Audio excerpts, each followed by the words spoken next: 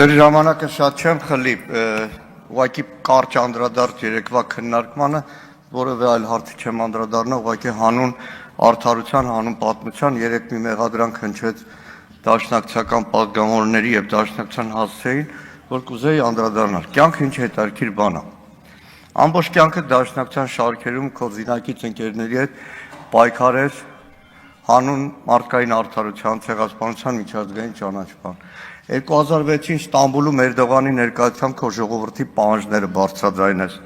Հայ-թուրքական հաշտեցման հանձնաժողով ձևավորման ժամանակ, որի մեջ էր երիտասարդական նախաձեռնությունների այսօրվա վարչապետի աշխատակազմի ղեկավար Արայիկ Հարությունյանի դեմ, որքան հիշում եմ, Վահագն Ալեքսանյանը նաև պայքարում էր այդ ժամանակ Արայիկ Հարությունյանի դեմ, պայքարես այդ ամեն ինչի դեմ։ Գյուլի գալու դեմ քո դաշնակցության համաշխարհային շարքերով պայքար մղես, տասնյակ հարյուրավոր դաշնակցականների հետ հացադուլ անես, միակ հեռուստաընկերությունը ղեկավարեց, որ ֆուտբոլային դիվանագիտության դեմ էր խոսում, որը ահազանգել էր Տիտեռնակաբերդ լույսերն անջատելու, հետո ահազանգել էր ֆուտբոլի մեր զինանշանի վրայի ֆեդերացիայի Արարատի հանելու, որը պարզվավ թյուրիմացության հետևանք է, ու գան այստեղ քեզ մեղադրեն այդ ամեն ինչի մեջ։ Լավ էլի, գոնե այդ մեկը չէ, ընդ որում մեղադրողը ոչ թե քաղաքացիական պայմանագիր խմբակցության ղեկավարն է,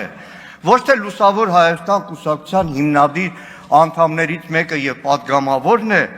այլ 2010-11 թվականին